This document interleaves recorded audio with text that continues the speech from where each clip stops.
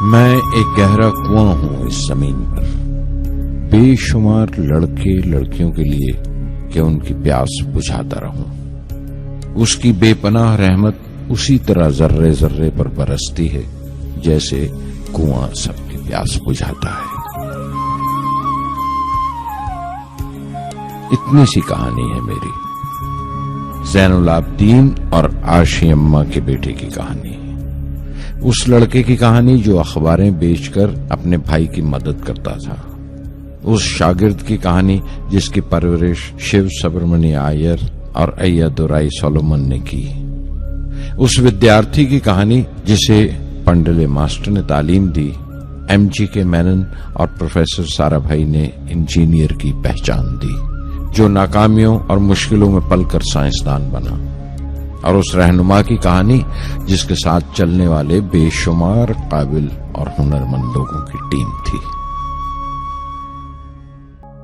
میری کہانی میرے ساتھ ختم ہو جائے گی، کیونکہ دنیاوی معنوں میں میرے پاس کوئی پونجی نہیں ہے، میں نے کچھ حاصل نہیں کیا، جمع نہیں کیا، میرے پاس کچھ نہیں اور کوئی نہیں، نہ بیٹا، نہ بیٹی، نہ پریوار۔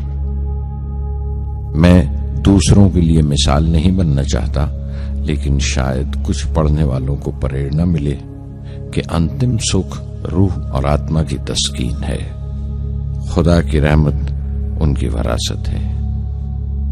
میرے پردادا اول، میرے دادا فقیر اور میرے والد زین العابدین کا خاندانی سلسلہ عبدالکلام پر ختم ہو جائے گا، لیکن خدا کی رحمت کبھی ختم نہیں ہوگی، کیونکہ وہ امر ہے، لافانی ہے۔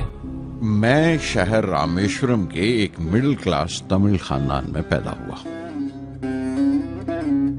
میرے ابا زین العابدین کے پاس نہ تعلیم تھی نہ دولت، لیکن ان مجبوریوں کے باوجود ایک دانائی تھی ان کے پاس اور حوصلہ تھا، اور میری ماں جیسی مددگار تھی عاشی اماں۔ ان کی کئی اولادوں میں ایک میں بھی تھا، بلند قامت ماں باپ کا ایک چھوٹے سے قد والا معمولی شکل و صورت۔ ہمارے علاقے میں ایک بڑی پرانی مسجد تھی جہاں میرے ابا مجھے ہر شام نماز پڑھنے کے لیے لے جایا کرتے تھے۔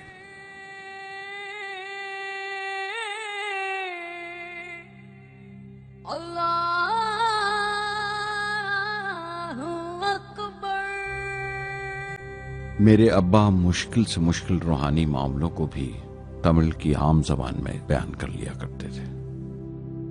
ایک بار مجھ سے کہا تھا، جب آفت آئے تو آفت کی وجہ سمجھنے کی کوشش کرو، مشکلیں ہمیشہ خود کو پرکھنے کا موقع دیتی ہیں۔